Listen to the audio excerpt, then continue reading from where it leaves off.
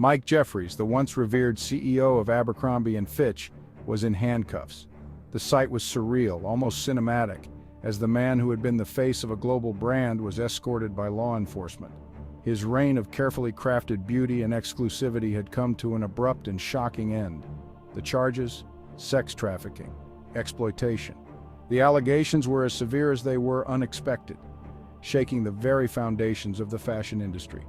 The man who built an empire on the aspirations of youth now stood accused of preying on those very dreams.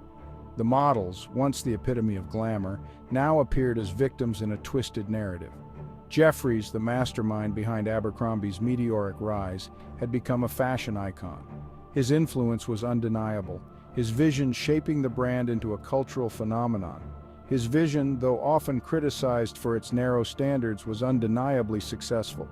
The brand's exclusivity was both its allure and its controversy, drawing in millions while alienating many. Yet, behind the curated facade of perfection, a much darker story was unfolding. The glamorous exterior masked a reality that was far from the polished image presented to the public. Federal agents descended upon Jeffries' opulent mansion, the warrant a testament to the gravity of the accusations. The raid was thorough, uncovering evidence that painted a grim picture of exploitation and abuse. The man who once held court in boardrooms was now at the mercy of the justice system. His demeanor, once confident and commanding, was now one of defeat and resignation. The news reverberated across the globe. Media outlets from New York to Tokyo covered the story, each new detail adding to the growing scandal. Headlines screamed of betrayal, of manipulation, of the dark underbelly of the fashion world. The whispers began.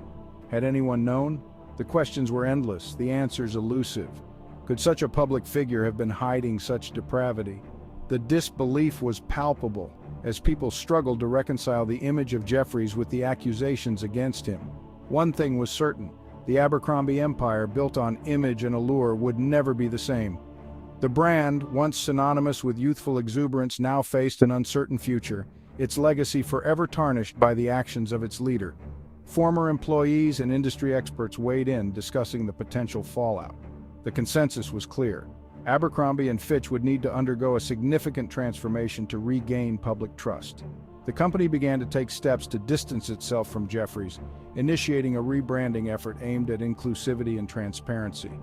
New marketing campaigns were developed, and stores underwent renovations to reflect a new era for the brand. Legal analysts predicted a lengthy and complex trial, with many speculating on the potential outcomes. The case was set to become a landmark in the fight against exploitation within the fashion industry. Public reaction was swift and vocal. Protests erupted, and social media was flooded with calls for justice. The case had struck a nerve, highlighting the need for greater accountability in the industry. As the world watched the unfolding drama, one thing was clear: the arrest of Mike Jeffries marked the end of an era and the beginning of a new chapter for Abercrombie and Fitch. Mike Jeffries was a man who understood desire. He had an uncanny ability to tap into the collective consciousness of youth culture, recognizing what they craved before they even knew it themselves. He transformed Abercrombie and Fitch from a struggling brand into a global phenomenon by tapping into the deepest yearnings of young people to belong, to be beautiful, to be desired. Under his leadership, the brand became synonymous with a certain kind of aspirational lifestyle, one that was both exclusive and highly coveted. He created a world of exclusivity where only the chosen ones were granted access. The velvet ropes, the VIP entrances, the sense of being part of an elite club, all these elements were meticulously crafted to enhance the allure of the brand. His vision was clear, his execution ruthless. Jeffries was known for his uncompromising standards and his relentless pursuit of perfection. He was a man who knew what he wanted and would stop at nothing to achieve it. He demanded physical perfection from his models, his salespeople, even his customers. The brand's image was built on the backs of the beautiful and the fit, creating an almost unattainable standard of beauty that many aspired to but few could achieve. He dictated every detail, from the pulsating music to the intoxicating scent that permeated his stores.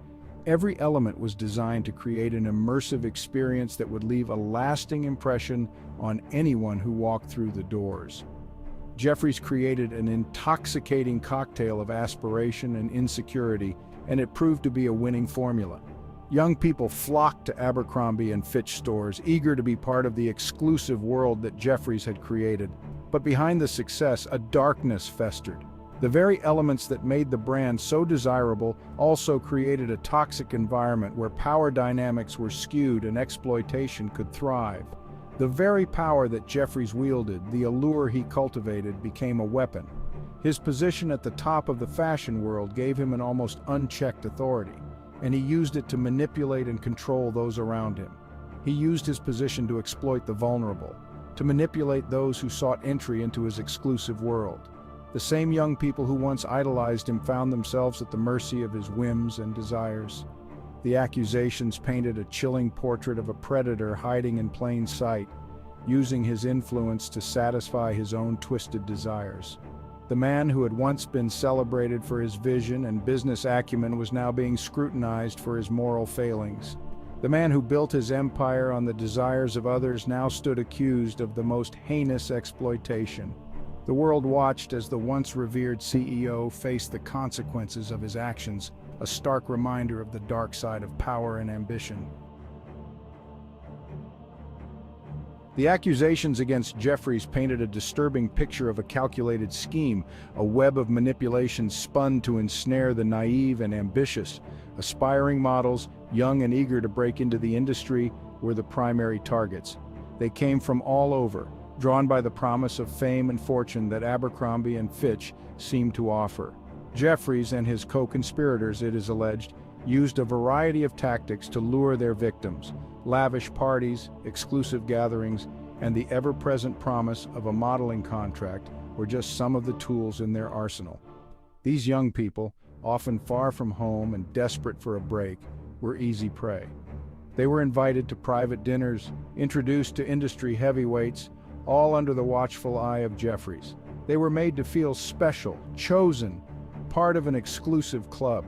But the price of admission, it would turn out, was far higher than they could have ever imagined. Their innocence, their ambition, their very bodies were seen as commodities to be exploited. The indictment didn't just implicate Jeffries. It shone a light on a network of individuals who allegedly enabled and facilitated his abuse. This network was intricate and well-organized, involving people from various walks of life, all playing their part in maintaining a system of exploitation. The revelations were shocking, not just because of the crimes themselves, but because of the sheer number of people involved and the lengths they went to in order to protect Jeffries and his operations. Matthew Smith, Jeffries' longtime partner, was named as a key figure in the alleged operation. Smith was not just a passive participant, he was deeply embedded in the fashion industry, using his influence and charm to further Jeffries' agenda. His role was crucial as he was often the one who made the initial contact with potential victims, luring them in with promises of fame and success. Smith, known for his charming demeanor and connections within the fashion world, was often the one who made initial contact with potential victims. He would attend fashion shows, parties, and other industry events, always on the lookout for new faces. His ability to blend in and gain the trust of young, aspiring models made him an invaluable asset to Jeffries. He was the friendly face, the confidant, the one who could make anyone feel special and important. He played the role of the friendly face, the confidant, earning their trust before introducing them into Jeffries' inner circle. Once he had their trust, he would slowly introduce them to Jeffries, making it seem like a natural progression in their budding careers. The young models, eager to succeed, often didn't realize what they were getting into until it was too late. Smith's ability to manipulate and deceive was a key component of the operation. Then there was James Jacobson, a man who moved in the shadows, a recruiter of sorts. Jacobson's role was different from Smith's. He was the one who scouted for potential victims outside the glamorous world of fashion shows and parties.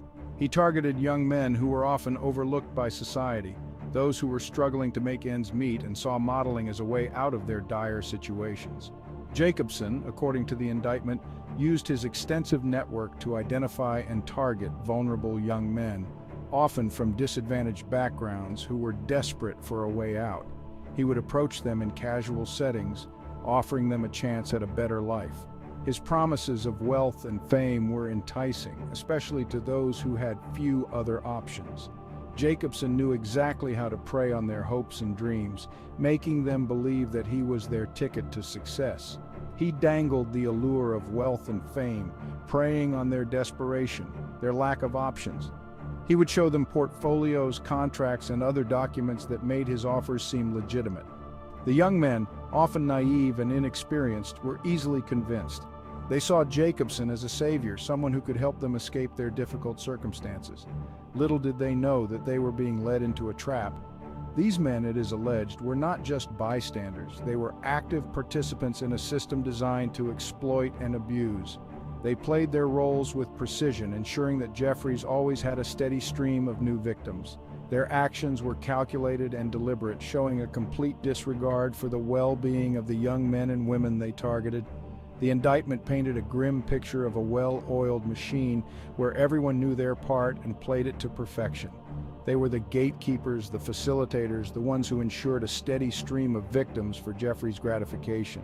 They used their positions of authority and influence to manipulate and control, creating an environment where exploitation was not just possible but inevitable. The young models, often isolated and far from home, had little choice but to comply. The system was designed to break them down, to make them feel powerless and dependent on their abusers. Their alleged complicity sent shock waves through the industry, exposing the dark underbelly of a world obsessed with youth and beauty. The revelations forced many to confront the uncomfortable truth about the fashion industry, a world that often prioritizes appearance over substance and where the vulnerable are easily exploited. The scandal sparked a much-needed conversation about the need for greater oversight and accountability and the importance of protecting those who are most at risk.